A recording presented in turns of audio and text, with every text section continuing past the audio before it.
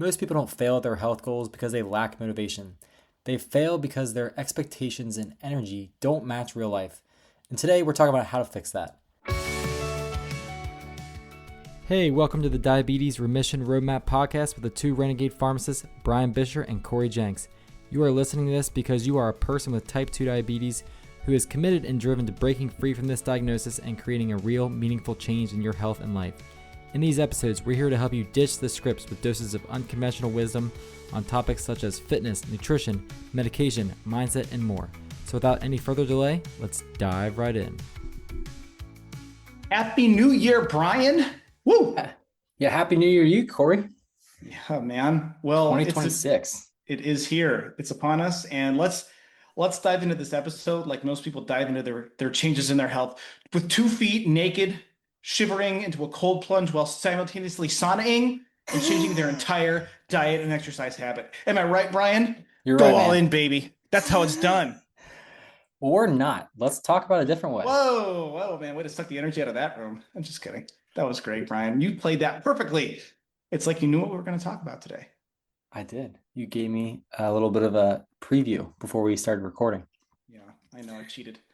Didn't quite get that authentic Brian point crapping that I normally get. It was a little forced, but it still worked. So, yes, we're going to talk about habit change, and really this is an energy management episode. We talk about blood sugar management and improving your sugar, but we need to manage our energy as we embark on any change in our health or our life. And the new year tends to be that reset point, Brian, that a lot of people are looking at. New Year's, New Year's resolutions, new goals. And we want to talk about some of the pitfalls we see because whether it's the new year or maybe you go to some conference that's part of your profession and you leave just fired up and excited and you can't wait to get after it. And then within like 3 days, your kid gets sick, your car breaks down, and you're just like, screw it, I'm done. Because you try to go too hard, too fast. So what we want to talk about are some of the pitfalls that we see with people making any changes to their health. And you're welcome to extrapolate this to your life, Brian, but we're diabetes reversal experts, so let's focus in on the blood sugar change. Am I right? Yeah. Well, I want to talk about a couple things because I think this whole maintaining or managing your energy is really a good way to frame the whole thing. And first of all, like just to backtrack a second, why is it that the new year brings such renewed energy? And it's because it's a fresh start. And psychologically, us humans, we love fresh starts. It's like the reset button. But honestly, you get the fresh start with a lot of things. Your birthday, Monday can be seen as a fresh start. That's the whole like where the whole like I'm gonna start on Monday idea is it's a fresh start. And then the other thing to manage here is not just your energy, but your expectations because Mm. oh Mm. yeah, Arthur Brooks again. I Other feel like I'm just always referencing this man's episodes. They're amazing. the 2 E's, energy and expectations. Yeah, man. Yes, I didn't even think about that, but way to roll that in. because So, why the expectations important? Because if your expectations are off, and what we talk about like you you well we're, not to say like reversing diabetes is going to be like your dopamine hit, but like if you have different expectations and you don't meet them, you can be worse off energetically. Not can be, you will be worse off energetically. your mood, your so what Yeah. Brian is trying to mumble through is that think about Christmas. We just had Christmas for those who celebrate Christmas. And the anticipation, my wife talks about it. The anticipation is the best part. You're thinking about what you're gonna do, what's inside those gifts. Think back when you were a kid, maybe it's a birthday, whatever it is. And if you're thinking, I'm gonna get a great gift, and you open it up, or your plans are even canceled because your kids are sick, not that I would know from personal experience within the last week, within the last week. Um, and if it doesn't occur the way it is, you're at a certain level of happiness. Instead of getting to a higher level of happiness with your having your expectations met, you actually are less happy than when you started. So if you're expecting this big change for January 1st, we're getting after it. Yeah. And then you get in the kitchen, you eat some cookies, and you're like, no, I suck. It's because we haven't managed the expectations. And you got to remember, depending on how long you've had type 2 diabetes, it could take longer to reverse the condition. I mean, we talk about reversal all the time, but some of the quickest miraculous changes are the ones that catch it soon.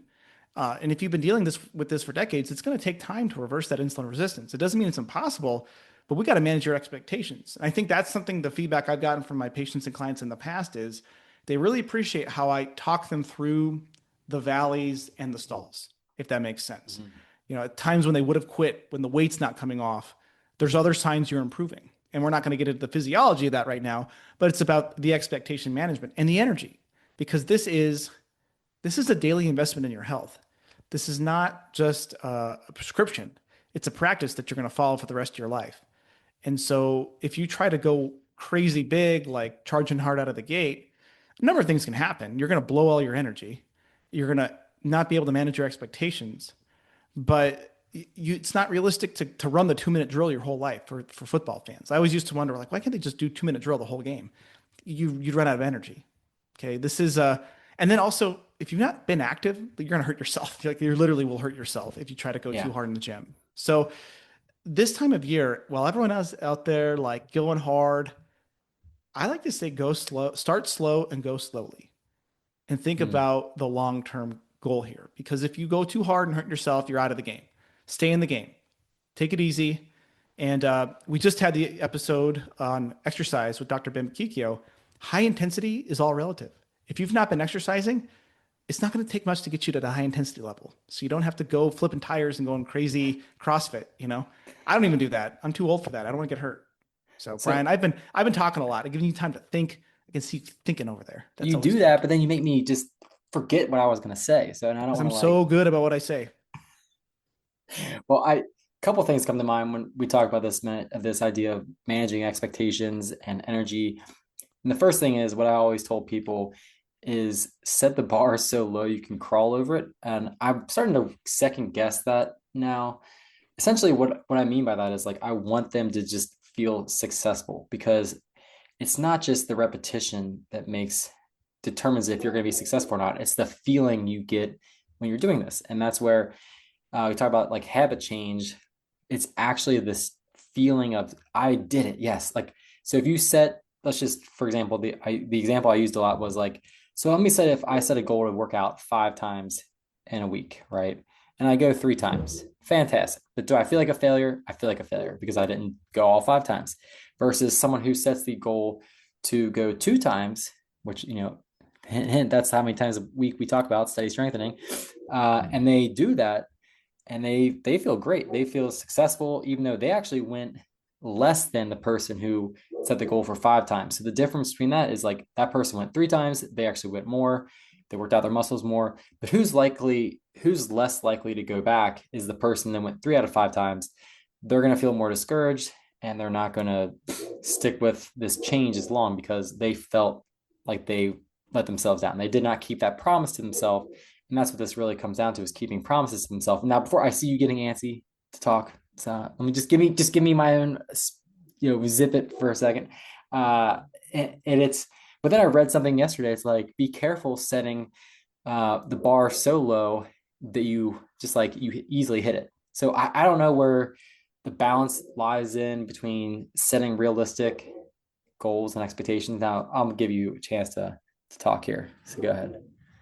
It depends. Whoa. I think it depends on the person, Brian. So it's hard to give generic advice to lots of people. And so it depends on the human being in their personality. Because I think that if you have a high achiever in one area of life, maybe you're a businessman and you're crushing it in business, you make $1 billion a year, in which case we love a sponsor. We'll sell out. Well, no, the right person will sell out. And if you say, David bars. yeah, hello, David Bars. We accept David Bars as payment. We don't even need the money. We just want the fuel. So, um, but if you're used to like going crushing a certain area of life and we're like, your goal is to tie your gym shoes every day. Now we know that's going to build the habit of going to the gym, but you might feel like the little ego inside of you might feel insulted. So maybe you need a little bit more. But what I like to think of it is like, we don't have to make the bar so low you can crawl over it, but make people realize that the bar is so low to get better that they can hop over it easily with wherever they're at. Mm. So when we tell people do 10 squats 10 times a day, just body weight, that's a great start. Start taking a 5 minute walk after meals. That's a great start to managing and controlling your blood sugar and reversing your type 2 diabetes. It seems too simple to be true. But when we talk to people and when you are honest with ourselves, and for us, I would say Brian and I's exercise habits are pretty dialed in, but there's other habits maybe we don't do as well. Maybe we're on our phones or computers too much. Whatever those habits are, when we're really honest with ourselves, we'll say, you know what? I'm not even doing that minimum. So let me get to that minimum. All right. For a week, can I go for a walk after a meal? Great. Okay, now let me do it twice a day. Okay, now I can go to the gym twice a week. It's compound interest for your health. And now, and unlike compound interest, where you could put a big chunk of money in and never add anything else, and then in 10 years or 20 years, you have a lot of money, health is not a set it and forget it compound interest. The number of people that, and my wife's a nurse practitioner, the number of people who will say, I used to run marathons or I was a big exerciser. When was that? 25 years ago. It's as if it didn't happen if you've not been exercising. So the key here, like going back to energy and expectations, if you have a ton of energy, that's great. We don't want you to lose that. We want that excitement. We applaud you. Hear in our voices, we are excited for you. But when it comes to making big changes, just know that if you burn everything in your gas tank and you have nothing left to continue, you're going to fall short. So, and if you've tried that in the past, because I see people, I like to go to some of these high intensity exercise classes. I've been to Orange Theory, I've been to some of these others, and I see the people who've clearly not been working out, and I just think you're going to go and hurt. You're going 60 minutes hard. Your body can't do that. So listen to it's Brian's laughing. It's true. It's I not, know. it's sad because these people are so into it. They're going to pay all this money and they're going to get hurt. They can't sustain it. So you need to figure out what other levers in life are going on, work, family, other stresses, and then fit in what's non-negotiable for yourself. And then the expectations. How long have you had type 2 diabetes? How long have you been overweight? How long have you had this snacking habit? Okay, is it 30 years? Well, in 3 days, is it going to go away? No, it's going to take daily, consistent, small, compounding choices that at the end of 3 months, 6 months, a year, you're going to look back and be like, oh man, I'm a different human being now. But Mm. sometimes it takes, for money, it can take a financial advisor to make sure you don't sell during a downturn. For your health, it can mean a provider, a coach, a nurse, whomever is there to sort of shepherd you through those valleys. And I've heard that from patients and clients. They'll say, I would have quit normally, but you reminded me of the changes happening in my body that said I was getting healthier. So your expectations have got to be low for the outcomes, but high of yourself. Expect a lot for yourself, but expect the changes that you see in your metrics, they might take longer. And you need to make sure you have a plan where you can focus on some of those non-numerical victories. If you've been not going to the gym, Brian, and you go 2 days a week, but you wanted to go five, two's more than zero, closer to better. If you've been drinking two sodas a day and you're drinking one a day, that's 40 grams less of sugar a day. Amazing. All right. You need either you reframe it or you need someone to help you reframe that for you. And then eventually you get to half a can and then to zero. Oh my God, that's 80 grams less of sugar pumping through your liver every day. Wow. That's going to compound. Think of how you've been abusing your body and now you're not. And it's easy for us to say, Brian, this is not something we struggle with personally, but I know we've had our own struggles personally with other stuff. And the reframes are just, they're life changing, man. Quick pause. Have we connected yet? If not, hit us up on Instagram over at Diabetes Remission Partners. Let us know what's been going on with your blood sugar and the goals you have for your health. We'd love to hear your story. Yeah, I mean, for me personally, it's time management, just in terms of planning, and those are the habits that are not ingrained in me. So, uh, it's that type of stuff that I need this reminder on too. It and I think bring up a good point of, like you mentioned, I'm gonna add a 3E to the mix here: engagement, energy, and excitement. You should be excited about the goals you're setting for yourself, and they do need to excite you to keep you motivated, to keep So you. energy, expectations, and excitement. Yeah, yeah. You It's said called engagement. 3 E's. Oh, I said engagement. Yeah. Engagement, expectations. Energy, expectations, and excitement. Yes, Yes, this is yes. exciting, folks. Uh, Brian so had the Brian had the flu. I had the So flu. he's got Yeah, flu brain. It and the rotted out sniffles. his. If you can't hear the sniffles, that's Yeah. what that is. And it's gonna be impossible to mute them all out and edit them all out. So I just apologize in advance if you hear me sniffling into your ear. Uh, but the what I was saying is, yeah, you're getting excited about these goals is really key too, because you have to stay motivated. You have to have a strong desire for wanting this outcome, and then that's just it. Look at the outcome you can control. So we talked about habit change. There's two different types of goals. You have outcome-based goals, which in this case it's type 2 reversal, remission, and that's the outcome. You have control. You don't really have so much control over how your body responds to that. You have control over the systematic based goals, that you do. It's the moving, it's the calorie put yourself in a calorie deficit through the food choices you're having. It's the strengthening. Those are all. It's the sleep. It's the systems you put around sleep.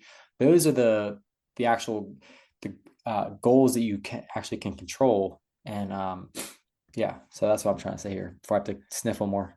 Yeah. So as we head into a new year and Brian wipes his nose on his shirt, forearm hair, and chin, gross, Brian. Glad this is not a video podcast. Manage your expectations. Don't go too high, don't go too low. Manage your energy, but also find ways to get excited. Celebrate every little win because those days that are long, they're challenging, there's obstacles, you need to remember what a win looks like and get excited about it. And over the holidays, for many of you, if you stayed the course and if your sugar stayed normal, like the same instead of going up, you didn't gain weight, you stayed normal, you didn't lose any, but you didn't gain any, huge win. All right. If you would have normally had 4 cookies and you had 3, win. Stack the wins. All right. This world is here. Social media, the world is here to bombard you with sadness and dismay. So get excited about the things you can control, which is your own life and your own choices. So, Brian, are we set up for a great 2026? I believe we are. Yeah, the Yeah. podcast is growing. We got listeners sending us messages talking about the impact it's had on their lives. So if that's you, like you're listening, like we would absolutely love to hear from you. And just send us an email, share your story. It's just been great. That inspires us to keep recording these episodes. It brings us Excitement. excitement and energy to these Mhm. episodes. And now our expectations are that every episode we're going to get 1,000 happy. I'm kidding. No. No, the first one that we got unsolicited. Now everyone is great. Every time we get one, we don't expect it because we don't do this for the messages and the Yeah. emails and the comments. But when we get them, it brings light and life to our lives and it keeps us going because Brian running a podcast and doing this, it's kind of like reversing type 2 diabetes. It's a long road. There's times of frustration, there's missteps, there's sniffly noses. So managing our way through this, it's sort of a meta reminder. This episode's kind of for us, Brian. Yeah, it was. Yeah, it's actually for us. So folks, have a wonderful new year. Happy New Year. Brian Cool. looks like he wants to bring something home here. Well, I mean, just in terms of, I had no expectations for this podcast. Really, it's kind Mm. of funny. I thought, we'll just make it happen. But there's tons of podcasts out there. Like, who needs to hear us on a podcast? But it turns out it's been a fun way to have these conversations with my best friend, which thankfully for a podcast, that's how Cory and I met. Which I don't have we ever shared that story? Is now the Next right time? episode. Next Well, no, we episode. might as well because we'll forget. So I was on. Let's do it before we forget. He has flu brain. I have 2 sick kids. It was a merry, happy holiday season for all of us here in Tucson at the Jenks house. But yeah, 2020. Man, I was going to that year was going to be the great year. I'm a professional speaker as well, so I went on a pharmacy podcast talking about my improv comedy background and how I apply it to healthcare. Now, some of you have learned that I do improv comedy. It makes so much sense that I failed at that, and now I'm doing podcasts about diabetes. I kid. So, but Brian heard me on that, sent me a message on LinkedIn, and said, "Hey, man, I really liked you on that podcast. I like what you were saying." I was like, "Hey, you're the first person who's ever said that they like what I say," and I'm married to someone, and they never say that. Thank you. No, My I think wife's you trouble. said, "Do I know you?" Oh, probably. It's LinkedIn. It's kind of creepy over there. But anyway, we ended up getting on the phone, chatting. Long story short, we have gone on vacations together with our families. We've started this podcast together. I talk to him more than I talk to my wife, I think, sometimes. I know I text him more than my wife, but my wife's not really a text message person. So yeah, Yeah, it's like divine intervention, man. You heard me on that random podcast, and now we're yeah, doing this. So I know. It's what a amazing. what a world. If that Yep, doesn't that was 6 years ago, Brian. I know. That's Yeah. crazy to think about. So if that doesn't inspire you to uh, out there in the world to do something, to take an action, well, then find something else to inspire you. That's fine. Yeah, That doesn't apply to you probably. But anyway, it's we're excited for this year. Thanks for listening. Tomorrow's my anniversary, Brian. January 3rd. This should come out on oh yeah. January 2nd, which means that one of my kids will be sick. So it's the last 2 birthdays and anniversaries I've had a sick kid. So my wife and I just literally don't make plans. But coming up on the big 12, 6 years of knowing you, 12 years of being married to her. So a little accomplishment there, Yeah. getting up there in years. So Anything else, Well, or should we bring it home? no, man, just yeah, no expectations. Maybe you'll have a good time and your kids will be Oh, healthy. we had a good time on Christmas and they weren't even healthy. So, Oh, okay. because it slowed them down, I could actually rest. All right. All right. You have been listening to the Diabetes Remission Roadmap podcast. Don't forget to rate and review. Send us. We're still sending out protein bars and resistance bands for our favorite reviews. So make sure to do that. And we'll catch you next week. Send us a note. Send us a message. Share this with a friend who needs to hear it. I actually was talking to one of our coaching clients. He was saying how he's got some friends looking at how he's doing so good. Where'd you hear about? Where'd you start with this? These two yahoos sniffling and sneezing their way through every episode. So share with a friend. We'd love to hear those stories. So take care of yourself, take care of your energy, and we'll see you next time. If this episode gave you clarity or hope, share it with one friend who's been stuck in the diabetes trap. That's how this mission grows. One person, one family, one story at a time. And if you haven't yet, leaving a quick review helps more people find the show and realize they're not stuck with meds forever. It takes less than a minute and it means the world to us. Thanks for being here, and thanks for being part of this movement toward freedom. Thanks for listening to the Diabetes Remission Roadmap. The ideas discussed here are for general informational purposes only and do not constitute medical or nutritional advice. We are pharmacists, but we're not your personal healthcare providers. Always consult your own physician or qualified clinician before changing medications, exercise routines, or nutrition plans. Results vary, and what works for one person may not work for another.